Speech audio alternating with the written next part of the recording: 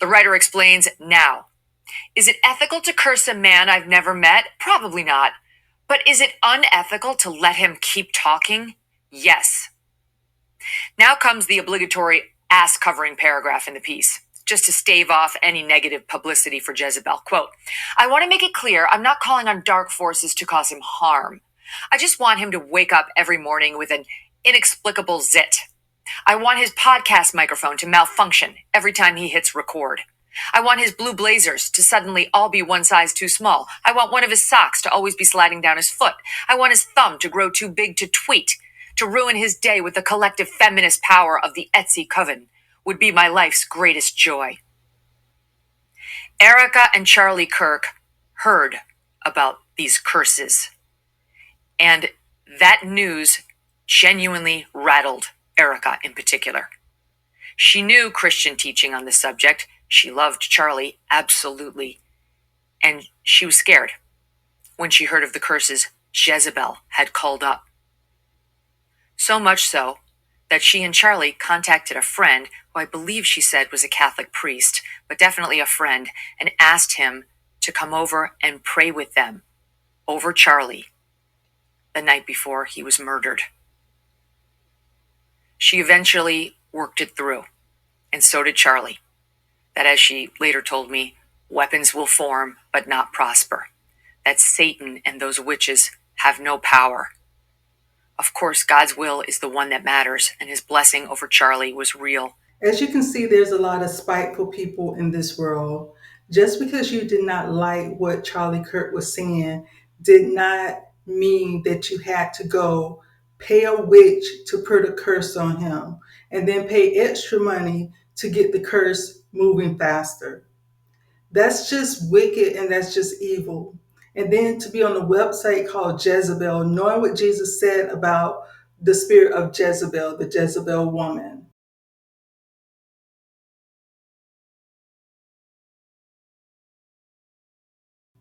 So you know that is opposite of what God is, to want to go and hire witches to curse somebody. You're not thinking about how that made Charlie Kirk and his wife feel once they found out about it, and knowing that they have kids and different things like that. You didn't care about any of that. The only thing that people like her care about is getting what they want, when they want it, and how they want it done. That's all they can care about. But they never think about, suppose someone do the exact same thing to you. Suppose someone sees you, don't like you, and decide to go hire a witch to put a spell on you, and then you find out about it. How would that make you feel? Will you be happy? Will you be excited? Oh, someone put a witch's hex on me? No, you would be upset about it. You wouldn't be happy about it. So why would you go pay money to do that to someone else? We live in a world where people are so selfish that they only think about how they feel. They only think about what they want, not understanding that what you're doing is not good. What you're doing good is not going to come of it. We have to start praying for people like her, people on that website, Jezebel. We have to start praying for these witches, that God open their eyes and open their hearts so they can see exactly what they're doing. We also have to pray for our loved ones, because we're living in a world that is full of evil. We're living in a world that everyone is against Jesus, that everyone is against God. They will rather worship Satan, an evil spirit, to hurt people, to go out and purposely hurt people just to get what they want, just to get a second of satisfaction. But if someone did the exact same thing to these people who go out and purposely hurt people, if someone did the exact same thing to them, they would not like it.